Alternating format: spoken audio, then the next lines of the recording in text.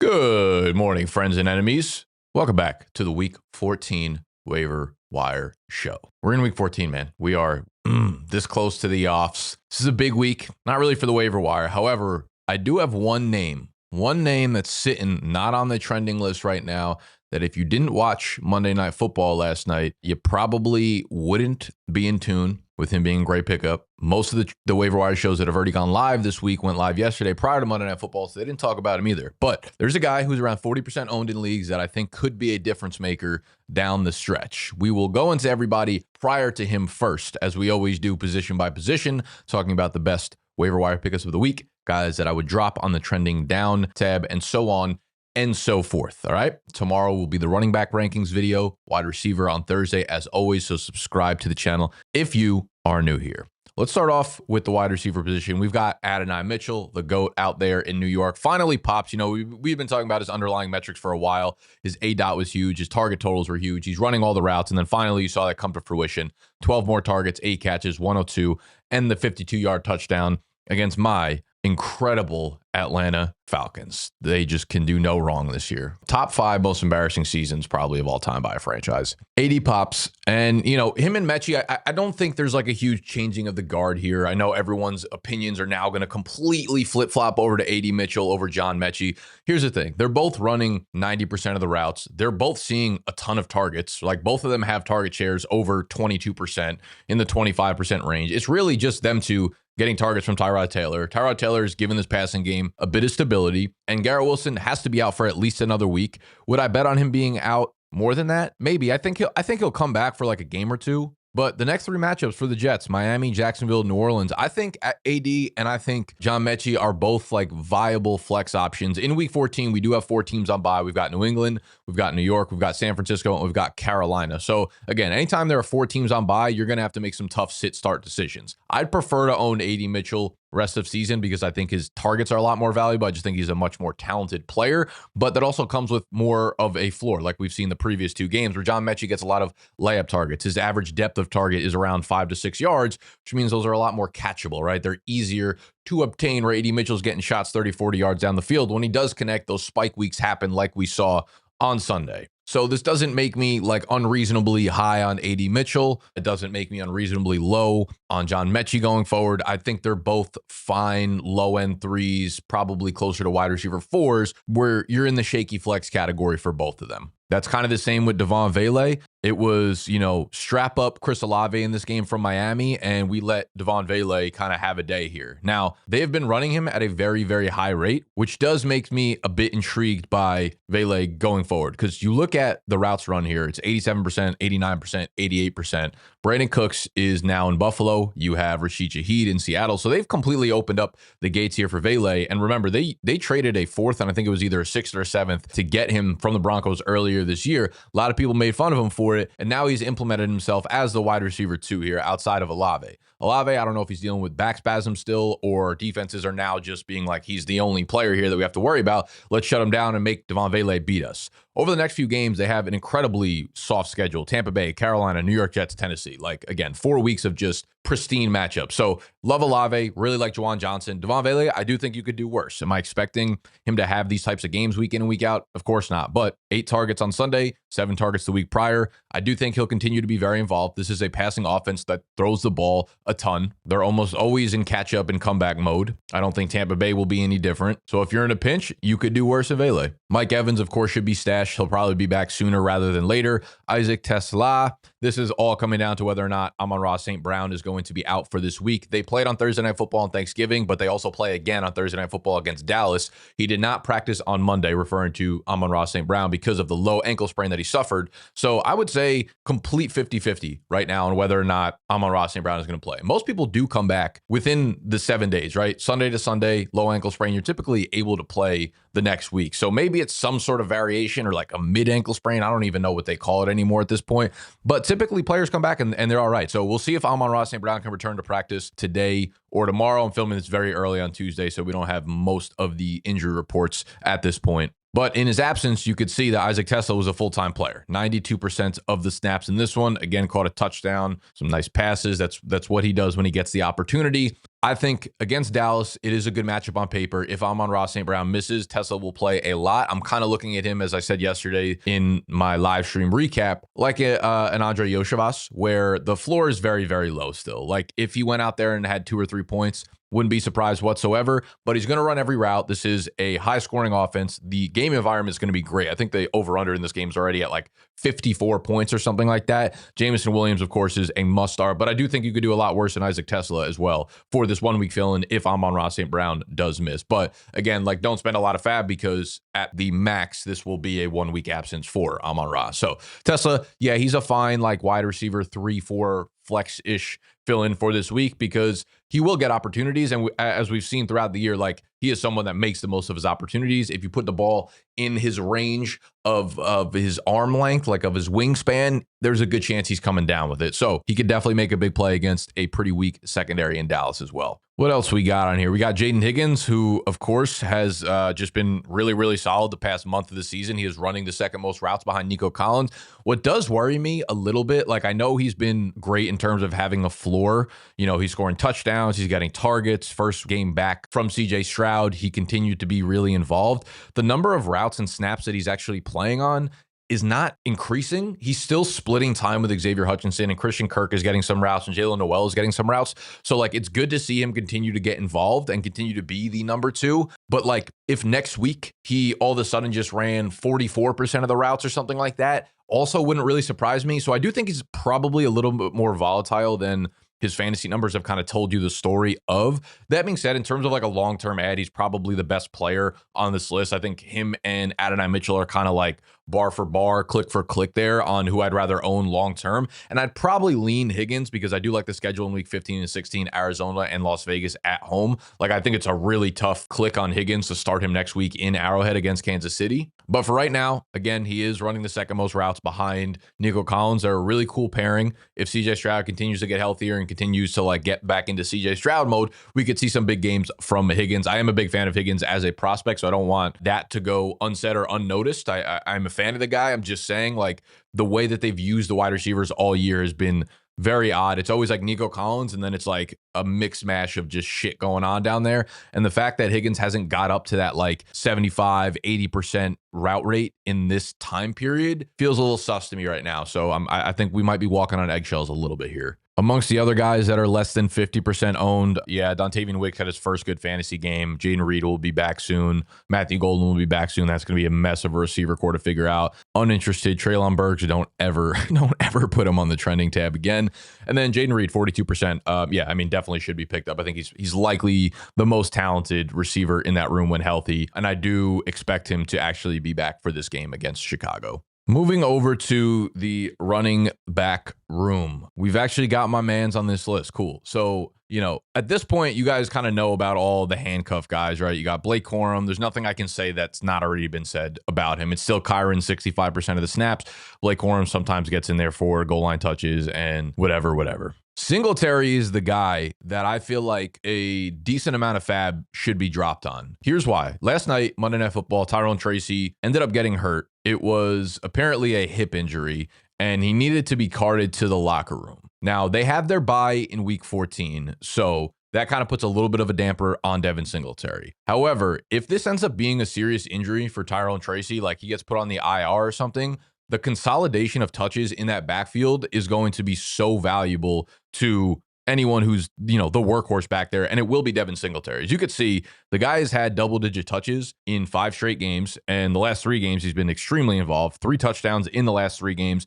He's a good enough player on all 3 downs. They're going to keep him in there as a bell cow if Tracy misses. No Scatabo. If Tracy's out, we're looking at a Singletary that's probably going to get 20 touches a game. He's probably going to catch 4 to 5 passes a game, and he's going to get all the goal line opportunities. Like, he is low-key possibly a league winner if Tyrone Tracy is out. I know he's boring. He's extremely uninspiring, but anytime you consolidate a backfield into one guy where the offense does have fantasy production, it's a beautiful thing. So the bye week, again, is a big impediment here, but after that, they get Washington, Minnesota, Las Vegas. That's a really good schedule post-bye for this backfield. So it's unfortunate we're probably not going to get news on Tyrone Tracy because of the bye until like later this week or early next week. But I'm going to be honest, if I have Fab and Devin Singletary sitting out there unrostered, I think I would take the risk on spending up for him. Like I think I would take the swing on him because you can probably get a legit RB2, like not like a hypothetical upside RB2. Like last night, 19 points. 2 weeks ago, 17.8 points. Like I think you're getting legitimate RB2 value. And we're in week 14 right now. Like how many weeks left do you have to spend on Fab at this point? Not much. So in the year of the big 2-5, Devin Singletary, league winner. Chris Rodriguez has taken over as the starter there. That's kind of been the case for the last month of the season. He just doesn't catch passes. He needs a touchdown to really hit that like 10 points. They play at Minnesota, which is not, a super tough matchup, but they get the Giants in week 15. Dallas in week 17 is nice. You could definitely do worse than Chris Rodriguez because JCM has kind of been phased out there. He had more carries than both McNichols and JCM combined against Denver on Sunday night there. So Rodriguez is a fine like RB3 flex play if you're a little bit desperate. Jordan Mason could be interesting if Aaron Jones misses time with the shoulder injury, but he also suffered an AC sprain in week 9 and he was able to play through it the next week in week 10. If I had to lean one way or the other, I think he's probably listed as day-to-day, and I think that's likely trending towards Aaron Jones playing again. And if Aaron Jones plays, that makes Jordan Mason unplayable in fantasy. If Aaron Jones doesn't play, Jordan Mason would be an incredibly solid RB2 fill-in because they get Washington in week 14, who is one of the softest defenses against fantasy running backs, and almost all the touches would be consolidated to Jordan Mason. Like if we look back to when Aaron Jones missed in the beginning of the season, that 4-week stretch, Jordan Mason saw at least 15 touches in every single one of those games, highly involved. In the games where it was against really weak defenses, he ended up popping off, like the Cincinnati game, 16 for 116, 2 touchdowns. We could see a similar type of workload against Washington in week 14. So he'd be a really, really solid pickup if he misses time. Aaron Jones does. I do think Xavier Scott would probably play a little bit of a bigger role than he did earlier on in the season as like a third down pass catching back, because Jordan Mason doesn't really involve himself down there. But with any quarterback that plays for Minnesota, I think it is shaping up to be JJ McCarthy. They're going to try to hide that quarterback. So it's going to be a heavy dosage of the ground game for Jordan Mason if Aaron Jones is out. Malik Davis, solid handcuff to Javonte Williams if you want to hold on to him. Zonovan definitely needs to be owned. Trey Benson, I don't know. Like he went from limited to now double DMP again. So there's a possibility that we don't see Trey Benson again for the rest of the year. Him and Michael Carter just kind of split the backfield there. Michael Carter's in on very obvious passing situations. Zonovan Knight's in on very obvious running situations. He gets the goal line work. So a little bit like Chris Rodriguez, I think I would probably rather own Zonovan Knight because I think their offense is a little bit more fluid there. And he is far more involved in the passing game. As you could see, 3 catches, 4 catches, 4 catches. Like he's just on the field a lot. And Jacoby Brissett passes the ball a lot. So he's going to end up just having a little bit of a floor in terms of targets there. Yeah, and I'm not overly interested in any of the other guys down here. The tight end position is actually very, very interesting. So we have Brenton Strange here. You could see in this league, I had Sam Laporta, and now I have a mishmash of all the fucking woats that I'm just streaming on different weeks. In this league, I started Kyle Pitts this week. I started him last week, and he put up like a dud, but I'm like, listen, I'm better than just like moving off of a bad week. We have to be objective here. Anytime Kyle Pitts and the Falcons play against a really bad opponent, and Drake London is out, Kyle Pitts will have a good game. So there's no way he was having 2 bad games in a row, right? No way. So I started him again, and it started off horrendous for me because I was like, oh, Darren Waller's got 50 receiving yards in the first quarter. Brenton Strange scores a touchdown like really early on. He's getting super involved. Pitts is sitting there with like 1 catch for 6 yards in the first quarter. Ended up making the right call. Pitts had 15 PPR points and scored more than Strange and Waller. However, I would much rather own the other two going forward because Drake London is going to come back here. So Brenton Strange has really like involved himself in a big way in this offense right away, coming back from the IR stint. He's already a full-time player, up to 84% of the snaps. Scored a touchdown in this one, coming off of a 5 for 93 game the week before. Indianapolis, very, very poor against fantasy tight ends. So another really solid streaming option for Strange. He's going to be a top 10, top 12 guy in my rankings going forward for the remainder of the year for sure. Darren Waller, under 40% owned. Again, like he is their red zone option down there. They don't have anyone else they really trust down there. He will see his time and his play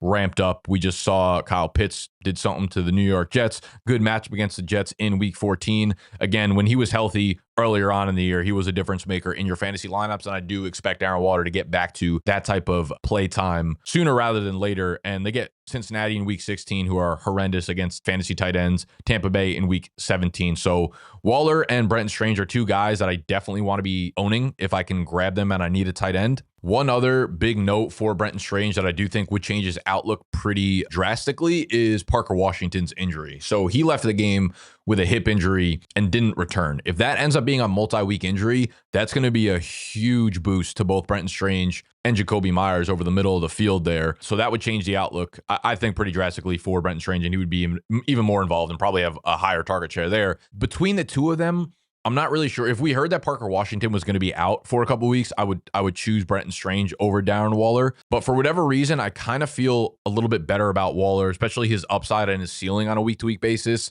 His schedule is so good. The Jets, Cincinnati, Tampa Bay, both at home there. So you know you're not getting any like snow games. You know you're not getting any bad weather games outside of maybe some like Miami showers. But they're really close. And I think both of them obviously need to be owned. Evan Engram had his first real game of the season. It was coming off of the bye, so it's good to see him getting more involved. And he was like an inch away from having another touchdown, a nice touchdown catch in the corner of the end zone. So maybe the game plan is a little bit more pointed towards Evan Engram finally getting healthy. Decent schedule down the stretch. Definitely not great, but Las Vegas next week, he's a streaming option, but I just don't trust him in this passing game right now. And then I don't expect Harold Fannin really to be available in most leagues, but he has completely overtaken David Njoku. He is a full-time player. He's running a route on basically every single snap now. And with Shedeur Sanders under center, it's like very hard to trust Fannin in this passing offense overall, but should just be noted. Okay, so we can move to the trending down tab. Let's filter out all of the defenses and all that sheesh. So Sean Tucker, yeah, I think Sean Tucker's probably droppable with Bucky Irving back in the lineup and really taking over. Emmanuel Wilson I would hold on to because Jacobs is still not a full-time player right now, and he's been banged up a lot recently. JCM I think is droppable. Pacheco, definitely droppable if you need the space. Hunt is really like taking over that backfield. Tootin I wouldn't drop. Gainwell I wouldn't drop. Singletary definitely wouldn't drop. Tank Bigsby for sure is droppable. We haven't heard an update on Alvin Kamara with his knee. Didn't go on IR, so that does suggest he'll return within the next 2 to 3 weeks, I guess. So listen, if you got to do what you got to do and drop him, I understand, but I'd hold on to him if I could. Davis, definitely droppable. Tracy, I'd hold on to until we hear injury news. Maybe it was just like a hit pointer and they just didn't want to put him back in the game because of the score, but I don't know. Rachaad White, gonna hold on to. I'm not inspired by him, but again, it's Bucky's backfield there now that he's back. Ramondre Stevenson would hold on to. He actually outcarried Travion Henderson last night. Sampson, you can get rid of. Brian Robinson, handcuffed to C-Mac. Y'all know the deal with him. Parker Walsh, I'd probably hold on to until we heard more about his hip injury. If you're in like a 10-team half PPR league, you can get rid of him. John Mechie, I'd hold on to. Shimray DK, I think it's fine dropping him. Darnell Mooney, don't have word on Drake London. He has not practiced at all yet, but either way, you're pretty desperate if you have to put Darnell Mooney into your lineup. Would probably hold on to him, but it is what it is. Greg Dortch is droppable. Yoshivas is droppable with T. Higgins coming back. Pearsall, yeah, I mean, that's a tough break there. Like, I wouldn't drop him, but he's not playing very well right now, obviously. They have a good schedule down the stretch, though. Tennessee, Indianapolis, Chicago, so I would definitely hold on to the pass-catching weapons in San Fran if you can through the bye. Michael Wilson, we are certainly not dropping him, especially with the heel injury to Marvin Harrison Jr. Trey Tucker, I mean, you know what he is. I would hold on to him, but whatever. Jerry Jeudy, droppable. Jordan Addison, I mean, at this point, I probably wouldn't drop him because the schedule down the stretch is so good, but, I get it. Shavers, droppable. Tez Johnson, I'm probably holding on to Tez, holding on to Troy Franklin, droppable. Calvin, droppable. Mac Hollins. All right, that was quick, tight, concise. If you guys want all of my actual fab suggestions, if you want my pure rankings, like who I would take over who, those are available on the site right now. If you are a Big Dog member, BDGE.co. The cheapest way, you can get 3 months for free if you go to our partner app or website, MGM, especially those of y'all that are in Missouri. It is finally live as of December 1st. So you can hit MGM. When you deposit for the first time and play any slip on there using code BDGE, just $10, play any slip on there with code BDGE, and you will get not only $1,500 back in bonus bets, but you will get 3 months free. They'll hit you with a promo code in-app to use on our website for 3 months free of the Big Dog membership, which will get you access to our waiver wire rankings, but also our running back, wide receiver, flex rankings for the remainder of the week. That video tomorrow, running back rankings, wide receiver rankings. Hit MGM, code BDGE. I will see you tomorrow. Good luck on the wire. Smoochies.